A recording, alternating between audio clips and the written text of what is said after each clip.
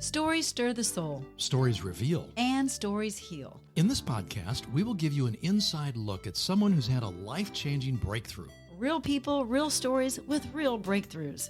As a health and wellness expert and coach, and Todd as a men's mentor, we've seen firsthand what God can do when it comes to a breakthrough. So lean in, listen well. This could be your biggest breakthrough.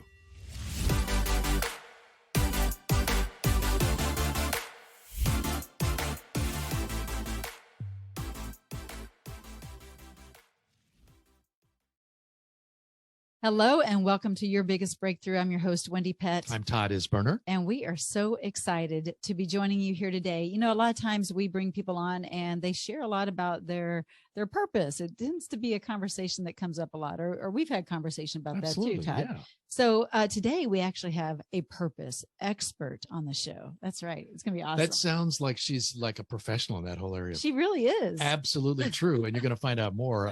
Let's just talk a minute in terms of the definition of the word purpose, because maybe people have different definitions, but officially the dictionary definition is purpose, the reason for which something is done or created, or for which something exists, or an intended or desired result, like an aim or a goal. Yes. I'd say that stacks up pretty close to what we understand as purpose. And, you know, really our purpose is kind of summed up in Jeremiah 29:11, because God says, "For I know the plans I have for you, declares the Lord, plans for welfare and not for evil, to give you a future and a hope." Now that's a great purpose. You're saying God's got it all. He's got it all. Right? We got to figure that out. Well, in today's episode, you're going to hear Beth's story and how things began as a child, how she had to develop an understanding of real faith versus counterfeit. How she got through that was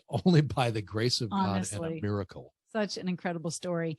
And she will give you a guarantee, seriously, a guaranteed formula on how you can succeed at work and in life. It's a simple formula and it's guaranteed. I mean, it's rock solid. It is. You're going to love it. It's applied to everything. Yeah. You're going to hear, she's going to share 9 principles. Well, she won't share all 9. She's going to share a couple of them. It'll kind of tease you into the whole understanding of your appetite. The principles to help you understand your purpose. And it's going to involve patience and perseverance and passion, of course. Yes, yes.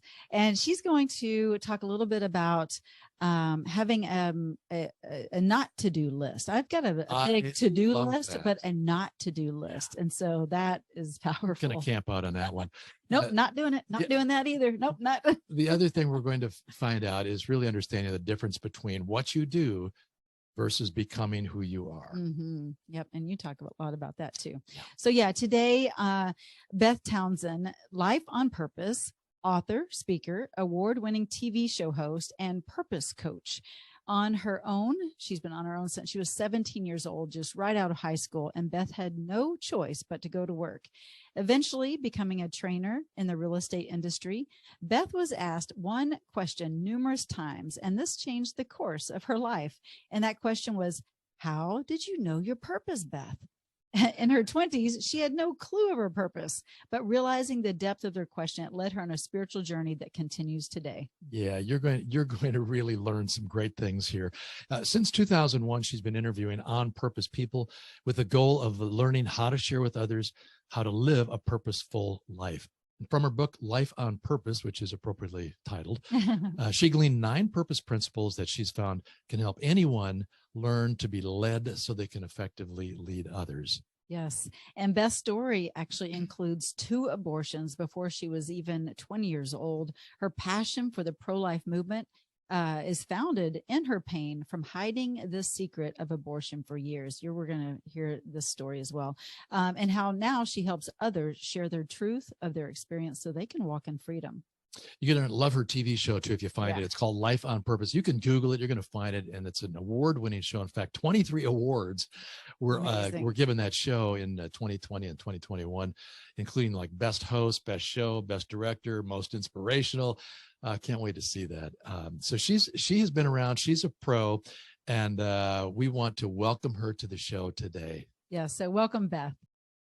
Well, welcome, Beth Townsend, to Your Biggest Breakthrough. We are so delighted to have you with us. And Beth, we're grateful too that even though this is your very first time that you've done an interview, that you were willing to do it.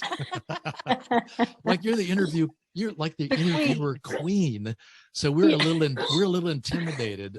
So you're going to have to help us if we miss some questions we should ask. Oh, right. You ask yourself the question. Does that feel? Yeah. Okay. All right. Yeah. Oh boy.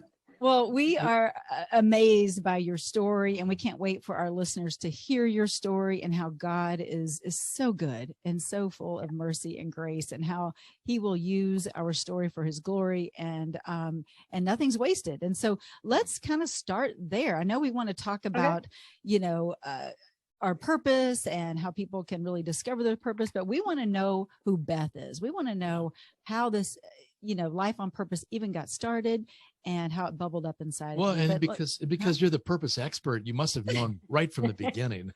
Your purpose. It is interesting though, how so many people struggle with the worry about, do I even know my purpose and am I living it out? Right. So we're gonna help relieve a lot of those concerns in the course of our conversation. Yes. But yeah, let's back up to the beginning. Talk to us about your childhood and where things got started. Okay, so I'm the youngest of 5 kids. So in a 10-year span, my mom had 5 kids. So I'm the youngest. And so my parents divorced. So my mom raised all of us on her own. My dad how old were you and how old were you when your parents divorced? I was 5 or 6. Wow. Okay. I'm pretty cloudy on the memories and the specifics, but I was kind of a toddler. I know when my sister kind of stood up to my mom and said, when your kids come to you and say, you got to leave our dad. She was about 16 years old, and that would have made me about 6 because we're 10 years apart. So I was just a little older than a toddler and pretty young as a kid.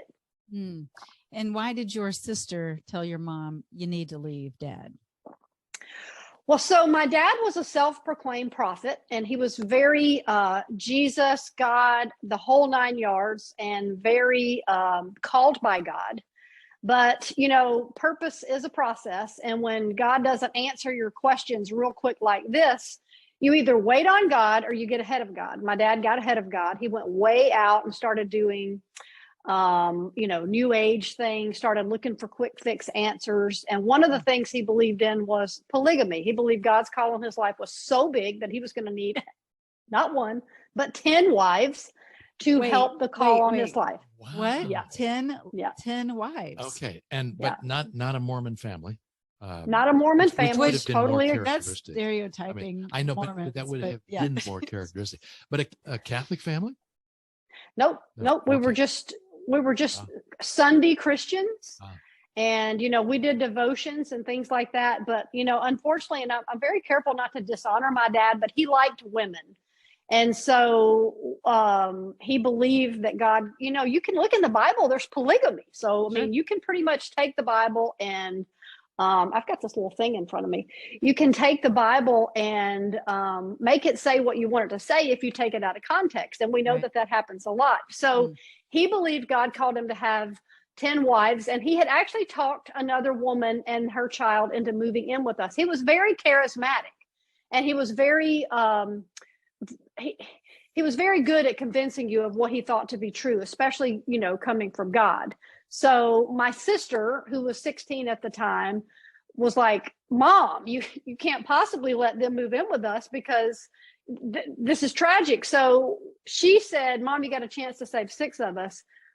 If you don't, we're all 7 going down. So when my sister kind of stood up for the family, then my mom realized she was going to have to leave my dad because she was scared of a prophet of God. She was scared that God would punish her if this was really true.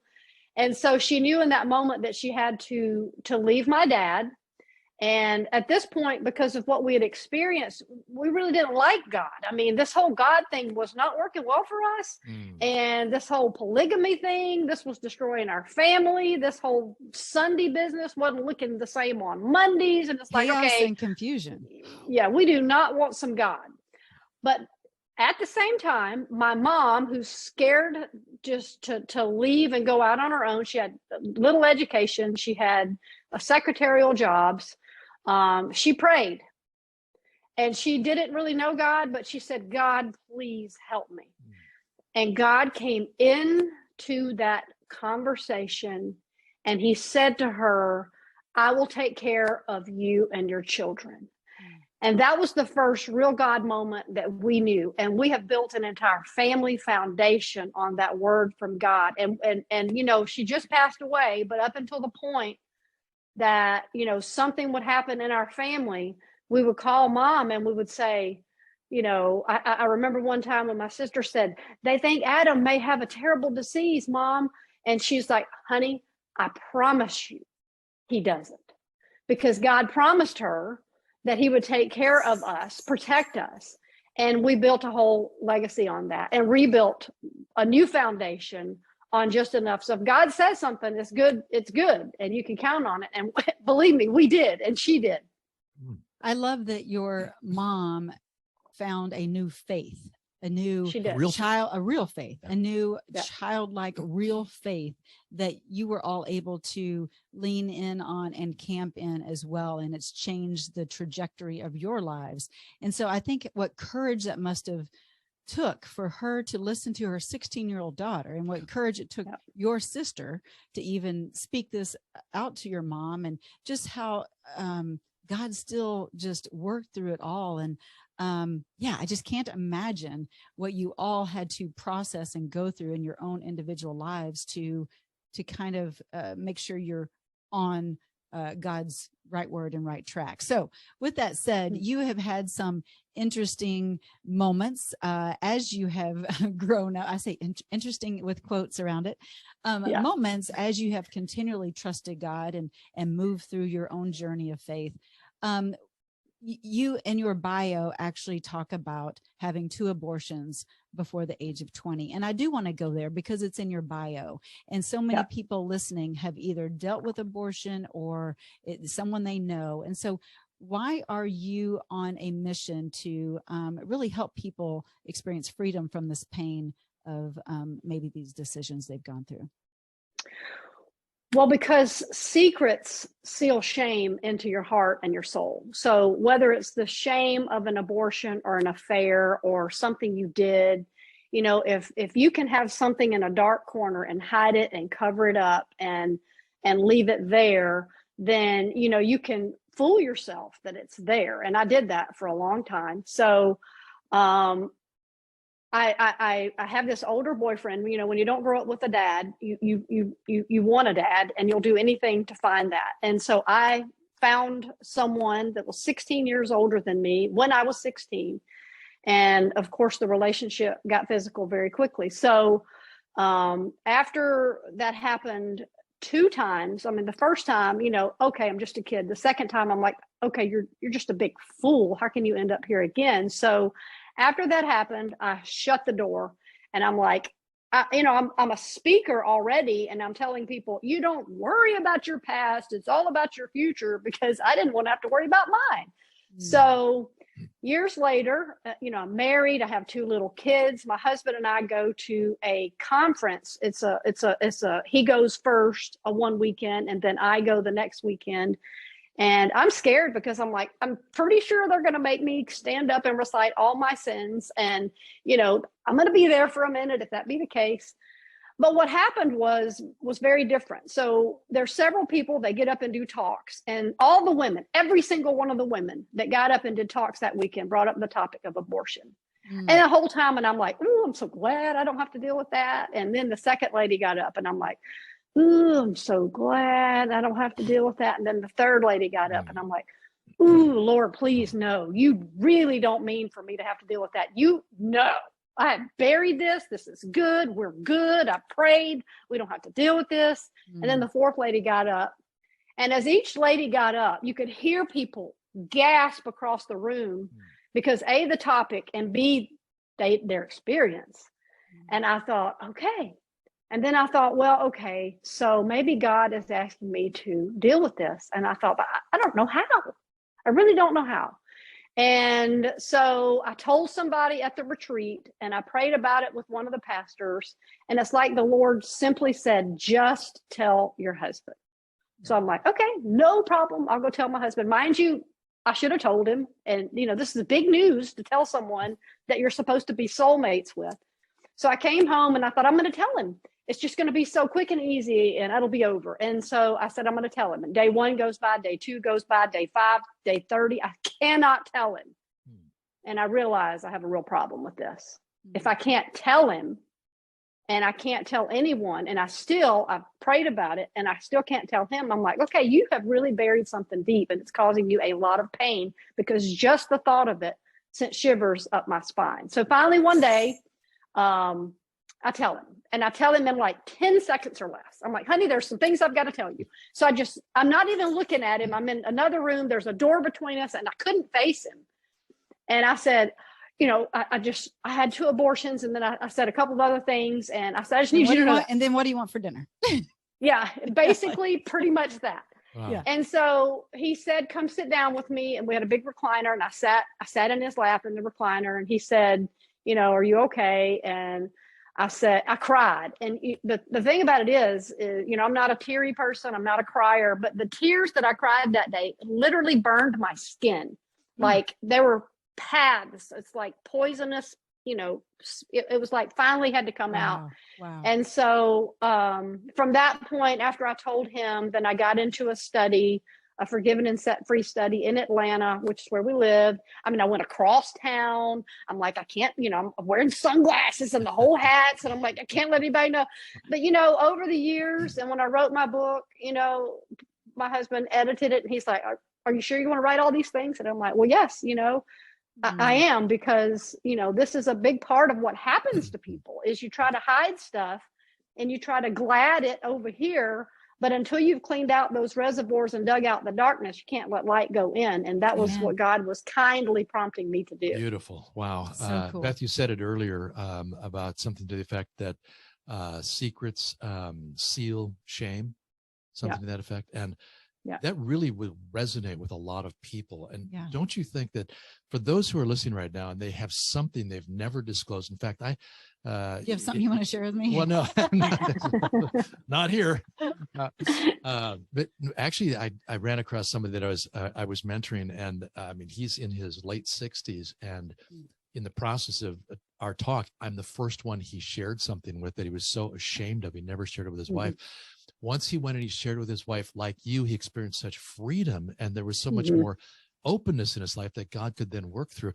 But can you tell that person who's still holding on, and maybe even has gotten to a place of like denial, like barely even remembering that shameful thing, can you help them in the process of just going back to it and disclosing it full on, and then the result of what will occur? Because some people don't know how to get there, or they're scared silly.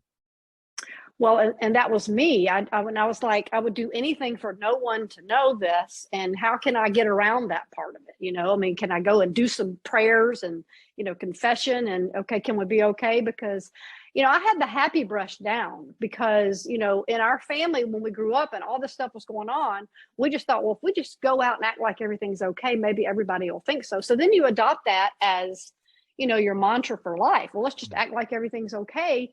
And then maybe people will buy that. And then God's like, no, you're living a lie if that is true. So in order to live in full freedom, if you really want freedom and you don't want to have that, things circling in your head, clouds above you all the time, you have to be completely free.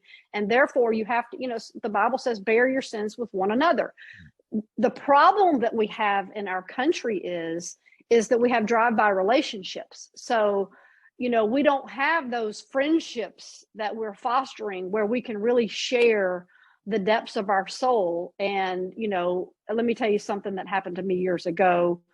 Let me just, get that out. I mean, I had a friend years ago, she called me and she said, oh my gosh, I've got to tell you something. I've got to talk to you. And, she lived in another state way over, and she was struggling with something that was a sin.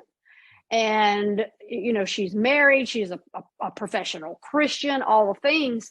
And she says, I've just got to tell this to somebody. And then we had a strategy after we came out of that conversation. Here's what you're going to do to avoid a situation where that puts that, where you're having to deal with that all the time. But just being able to say it, she's like, oh my gosh, I feel so much better. And there you again, you're putting things into the light. There's something supernatural. You can't explain what happens when you take something out of the dark and put it into the light, because that's where God comes in. So while we like to say, I felt better, it's more than a feeling. It's a fact. The healing. You are better. You're better, because it's a biblical directive to, to bear your sins with one another and to confess your sin. And so, and for me, I did a Bible study.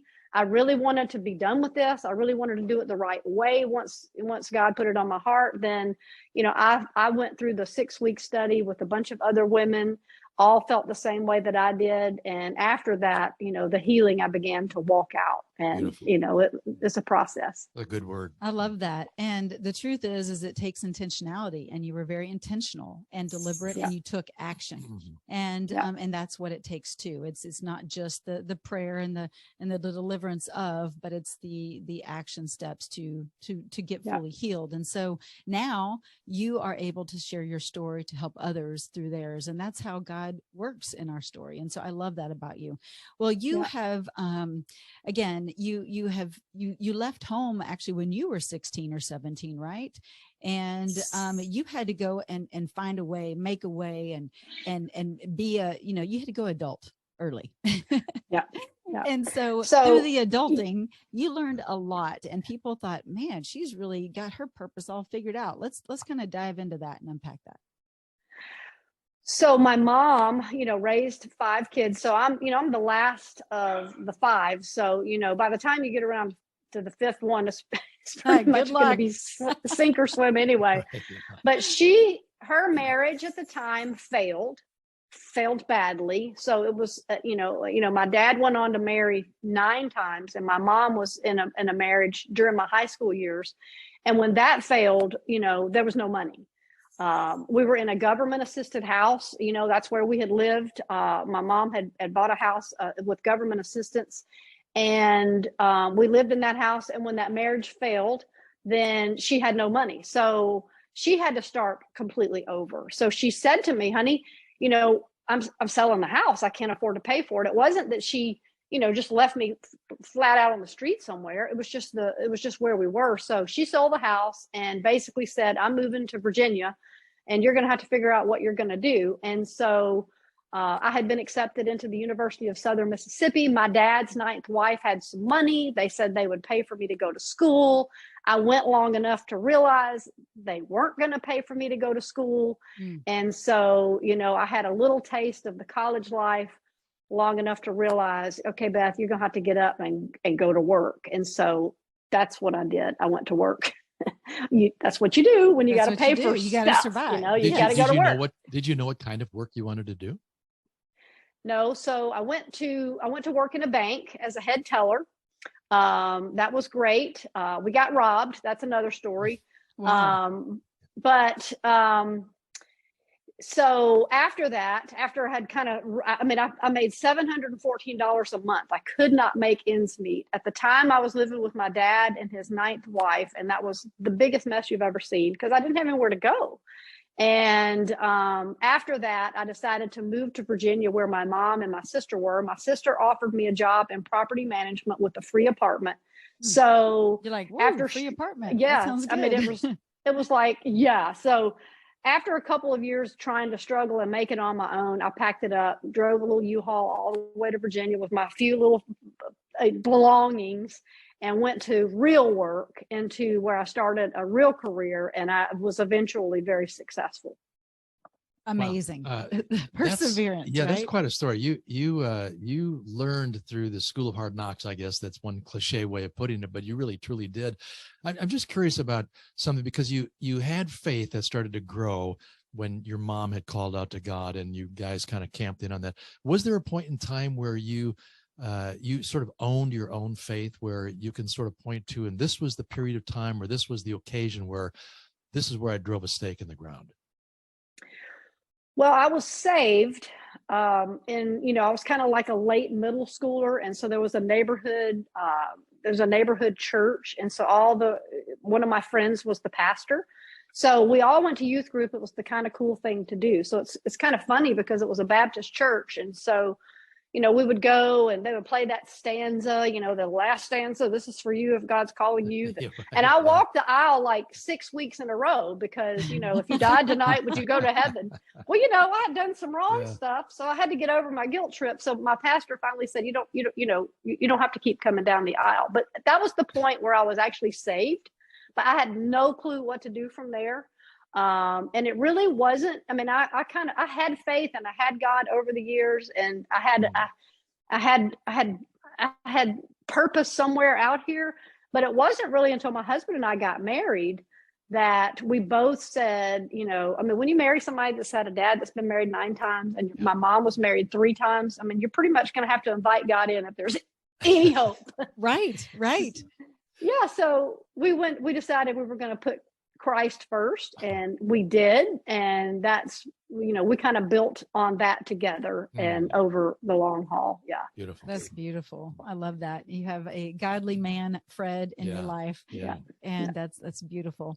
Through your journey of property management and in real estate and that kind of thing, people kept coming up to you saying, how did you know your purpose? Like they saw you as successful and always had been successful, right? And they wanted to know your, give me the 1, 2, 3 of how to do the same, right? And you talk about how purpose is a mindset, and that's where passion lives, faith thrives, and God's will is accomplished in the life of every believer.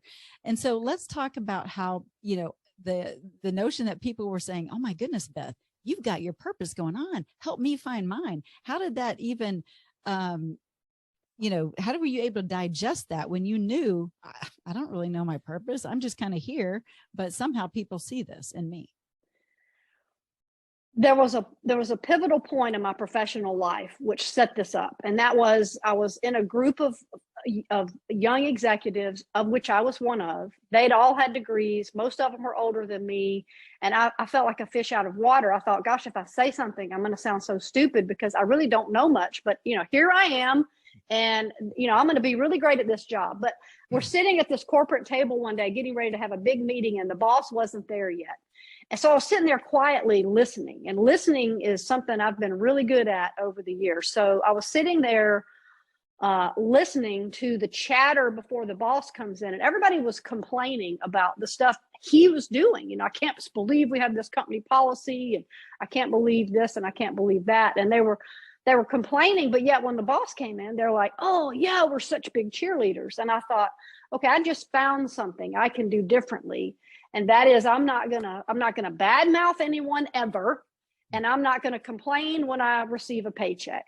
So it was like, I might not have letters past my name, but I know that if I decide to work really hard, have a great attitude, that doesn't mean I don't deal with conflict. I just go to that person and deal with it and get it resolved.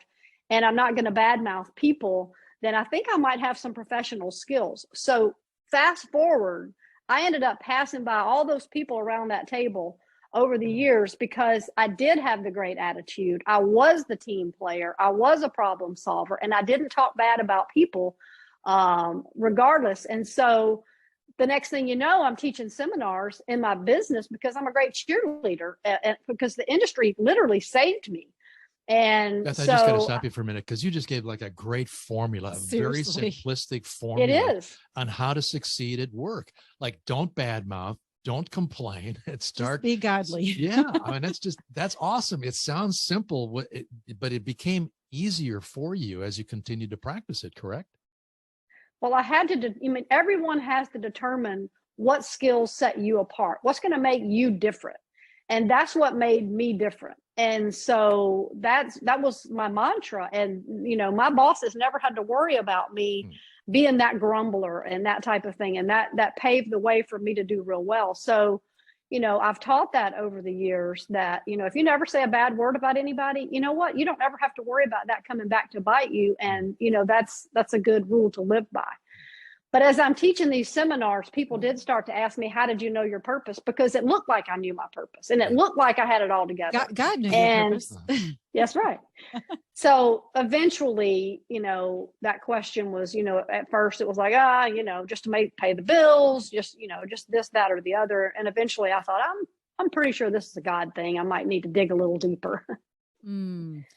So what actually occurred when you're beginning to wonder, am I living out my purpose, and how do I know that, and how do I get to that point? Because those are questions I think people at all ages will once in a while fall back into, just not sure, am I really living out what my purpose is? So what process did you have to go through to become sort of now like the purpose expert, if you will? Because it didn't happen just overnight, and there must have been a process you went through. Well, because I was speaking and I was traveling when my kids were little, I wanted to be home with them. My mom had to work the whole time. And I was like, if I have the opportunity to stay home with my kids, I'm going to do that. My husband was all for it. So I had the opinion that, well, speakers write. So I'm going to write a book, yeah, that's what I'm going to do. So I decided that I was going to go interview people that wake up every day, that know what God's called them to do, and they're doing it. And I thought, I'm just going to start talking to people because I had questions. I thought, I'm going to find people who have real answers. So I came home and I told Fred, I said, I'm going to write this book, and it's going to be called People with Passion. And I'm going to interview people. And my first two people that said yes were Millard and Linda Fuller, founded Habitat for Humanity, and Bill McCartney, who founded Promise Keepers. Wow. And I knew when they said yes, plenty of people said no, but plenty of people said yes. I knew when they said yes that I was on to something. And so I began to talk to people one-on-one, face-to-face, traveled wherever they were, about their purpose and how God had brought that about in their life. And then I began to build purpose principles based on that. And that was 2001. And I'm still doing that today.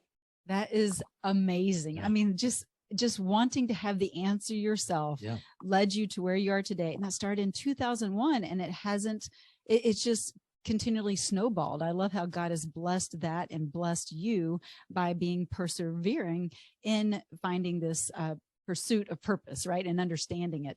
And so you have 9 principles that you've learned from the people that you've interviewed.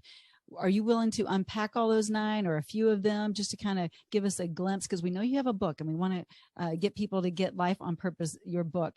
But let's kind of tap into a few of those, if you don't mind.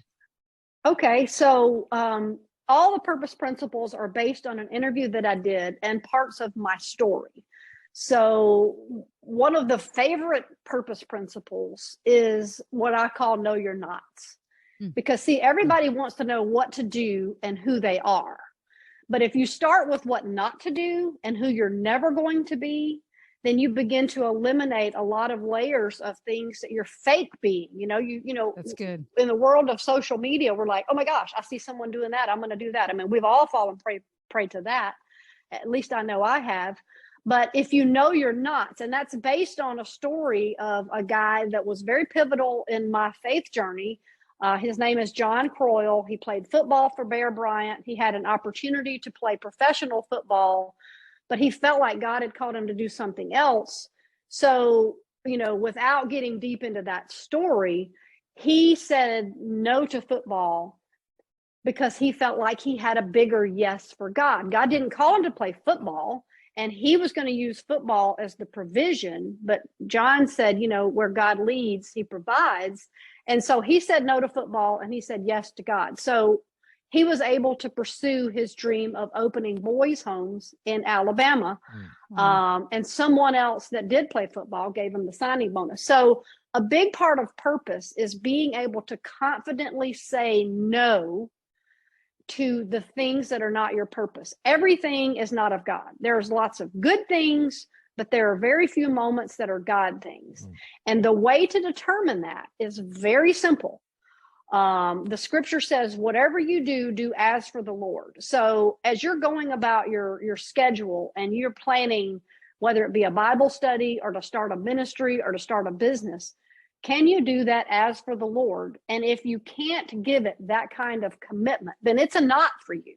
If you can't say, okay, I'm going to sign up for this Bible study and I'm going to do the work and I'm going to do what I said I'm going to do. It's what I call committing to your commitments. Because what happens is you create a guilt trip because you sign up for a Bible study because it sounds so good. And then you feel bad because you didn't do the work. So don't do it at all. You're better off knowing you're not. Be realistic in what you can do And then also have a to-don't list. I mean, I like to say, yeah, to-do lists are great, but what are your to-don't lists? I mean, that can be health related. That could be time related. You have to frame your life and in such intentionality that you're bulletproof on what you can and can't do. And, that's a very important purpose principle. That's good. I love that. I love that so much. And I heard you say in another interview one time about say no to the nickel and dimes of your time. So you can say yes to what God really has for you. And I think about that. What is nickel and diming your time? I know for me, man, I've had some nickel diming time stuff and I'm like, so I love the do not list. I'm going to create my do not list. Well, we're going to talk more about the book because all these principles are laid out in the book, and you give some very practical advice so that I'm not just sort of hanging out in the clouds and it's an ethereal thought, right? But you give us stuff we can actually do to figure this stuff out. And I love the fact that if you can identify what not to do and who you are not, it's going to free you to stop making all the comparisons with people you think you ought to be like. And social media, you pointed out, that's probably the biggest culprit. And we think, if only I'd no. So focus on what you're not and what you're not called to do. What's next? Give us another principle. So another one is let's see, we could do faith over fear, vision.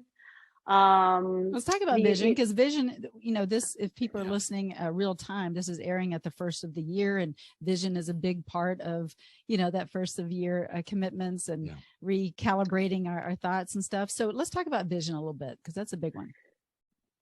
Well, we've heard the scripture, without a vision, the people perish. And so, that's, you perish in your soul because you don't feel like you've got a purpose. You don't feel like you've got a goal that you've set out. And the person that I interviewed for this was a lady named Ruth Schnottmeyer, long name, but she was on a lot of committees and doing a lot of great things at her church. And so God asked her one day in the midst of a big meeting of all these impressive people, he said, Ruth, when are you going to stop doing church work and start doing the work of the church? So she stepped back and she says, okay, Lord, what does that mean? Well, sometimes you have to look at what bothers you and what keeps you up at night. And what is it that you see during the day that you're like, that's just not okay with me. And what was not okay with her was seeing women and children roam the streets during the day. And again, this was in Atlanta. There were many night shelters. There were no day shelters. So she began to, with a partner, she opened Atlanta Day Shelter for women and children. So fast forward, she has this, she opens one, she moves into two, she moves into three. And then when it's time to move into the fourth, there's this group of us moms, young moms, we're going on a Mother's Day out trip, and we're riding with her to see this new property. And by then we'd come to love her and know her, and we'd supported her, but we're riding over to this new property that she's about to purchase with the help of, a lot of people.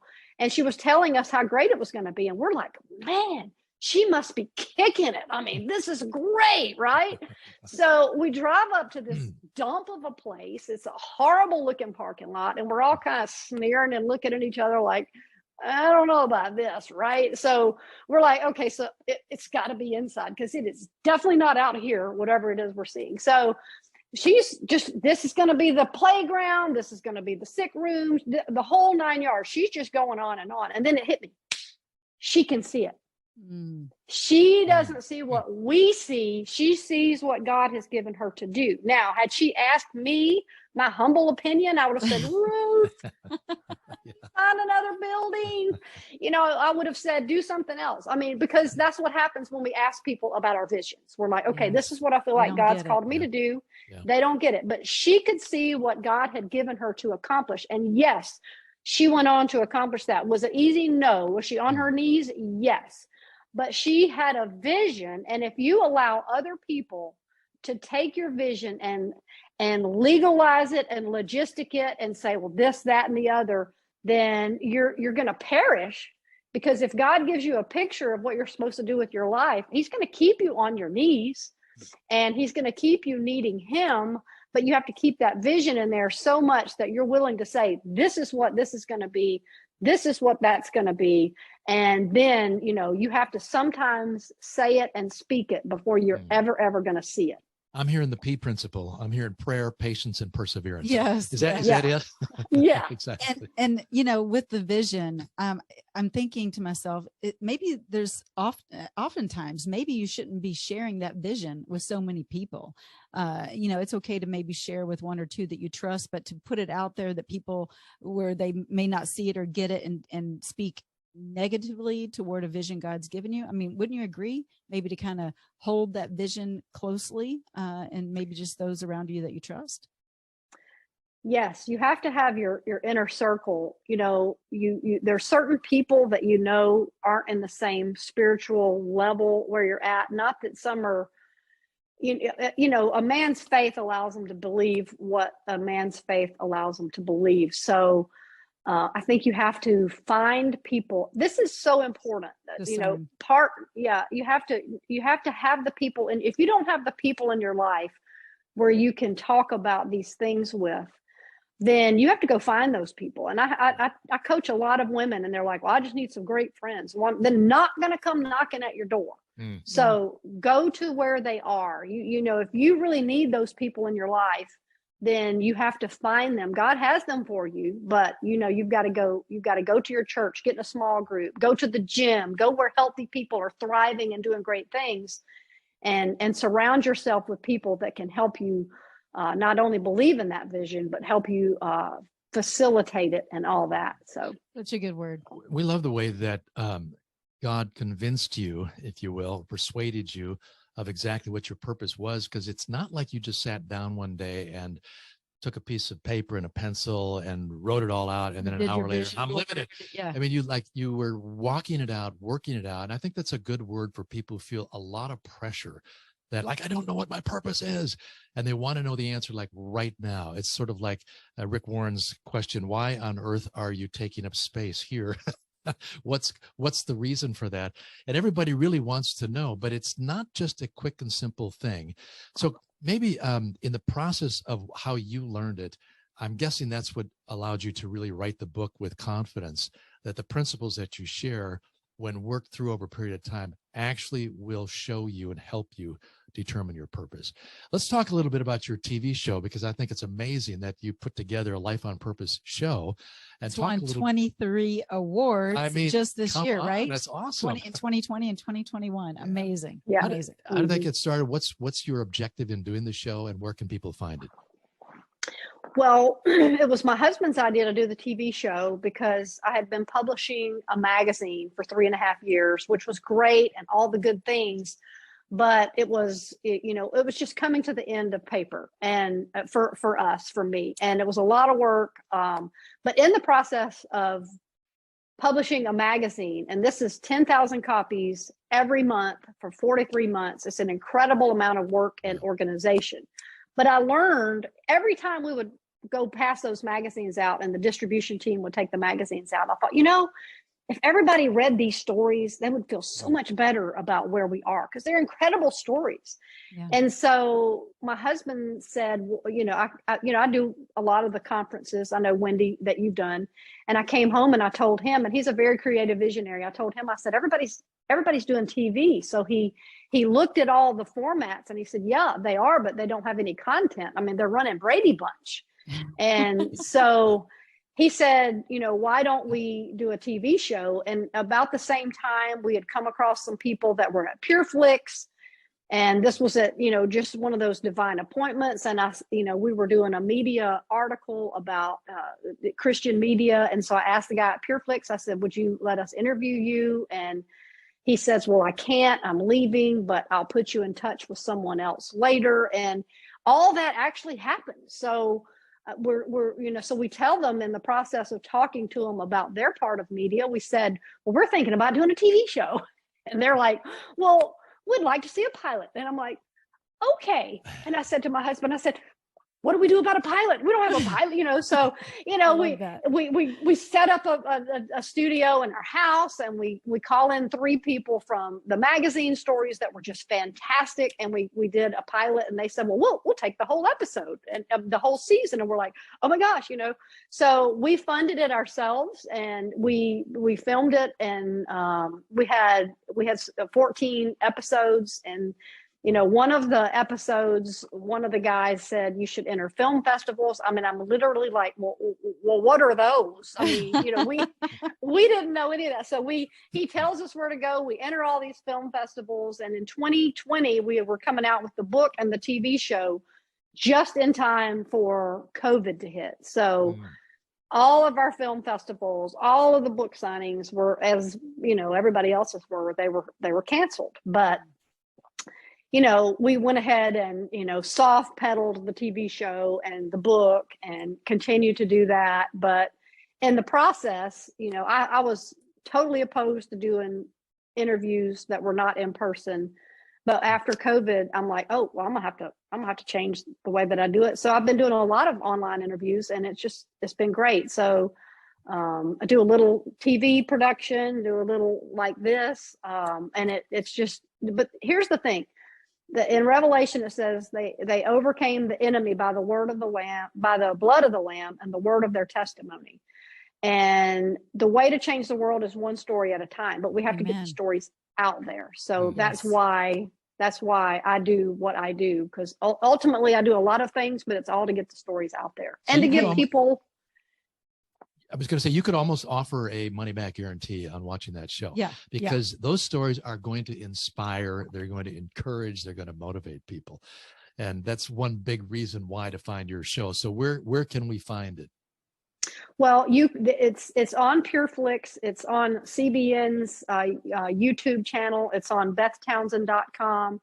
So just Google it, you'll find it. Yes. It's pretty much there. Yes. And that's one of the reasons we love what you're doing, because that's what we're doing here at Your Biggest Breakthrough. And we want to get your story out because it's powerful. And again, it's our testimony that helps people heal and overcome. And so thank you so very much for sharing your story with us. Thank you for having me. Yeah. Thank you for encouraging us with these biblical principles on just purpose. And we're just thrilled to have you. And we're grateful you're living yours out, because you do know what that is now. And God has sort of affirmed that for you time and again, because there isn't a person that's walking this planet that doesn't have a purpose that God has designed for them, or they wouldn't be here. And the question but it's important. Yes. The first purpose is to become Christ-like, because the more you draw into him, the more, and you have to remember, it's not about what you do. It's, I like to say we're human. We're not human beings. We're not human doings. We're human beings. Who we are should prompt what we do, not what we do prompt who we are. So it's very important that we get that relationship with Christ right, because purpose is a result of that. That's what produces. That's it. Yeah. That's it. That's so good. Yes.